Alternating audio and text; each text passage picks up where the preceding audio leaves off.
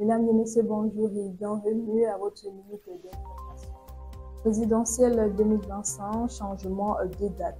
La proclamation des résultats officiels de l'élection présidentielle initialement prévue pour ce jeudi 23 octobre 2025 n'aura finalement pas lieu selon des informations assurées par le Conseil constitutionnel. Elle est reportée au lundi 27 octobre 2025 et se tiendra comme prévu au Palais des Congrès de Yaoundé sous la présidence du gouvernement Atangana. Ce report intervient alors que les audiences du contentieux post-électoral touchent à leur fin avec plusieurs requêtes déjà déclarées irrecevables. Contrairement aux rumeurs, le Conseil constitutionnel n'a jamais fixé la date de ce jeudi pour proclamer les résultats de l'élection présidentielle. Élection Cameroun, décision du Conseil constitutionnel. Le Conseil constitutionnel a déclaré irrecevable la requête de Dame Dea, candidate de l'UDC, faute de preuves suffisantes pour étayer ses accusations de fraude contre RDPC. La requête visait l'annulation partielle du scrutin dans certains bureaux de vote, mais le Conseil n'a pas pu la retenir en l'absence d'éléments concrets démontrant la matérialité des faits allégués. Cette décision marque une étape importante dans le règlement du contentieux post-électoral qui se déroule au Palais des Congrès à Yaoundé sous la supervision du président du Conseil constitutionnel. Il met aussi en exergue la non-évocation des dispositions légales qui soutiennent la requête de la candidate au regard des dispositions de l'article 31 du Code électoral.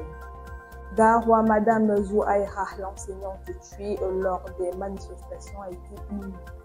Une foule émue a accompagné hier mercredi Madame Zouaïra, enseignante de l'école publique islamique de Garoua, vers sa dernière demeure. Cette jeune femme, symbole de dévouement éducatif, a été tragiquement tuée par balle lors des récentes tensions dans la capitale régionale du Nord.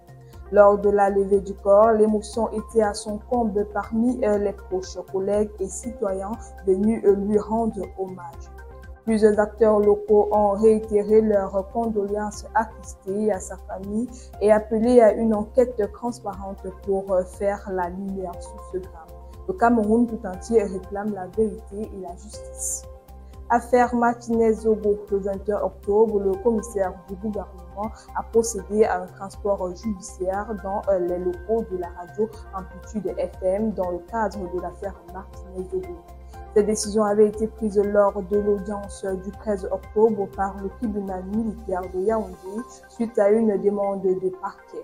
L'objectif de cette mesure est de récupérer les enregistrements sonores des dernières émissions animées par Martinez-Zogo peu avant son assassinat.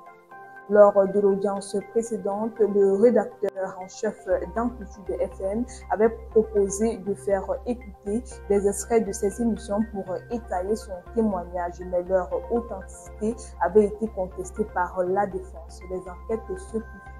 Ainsi va votre actualité ce matin. Merci de nous avoir suivis.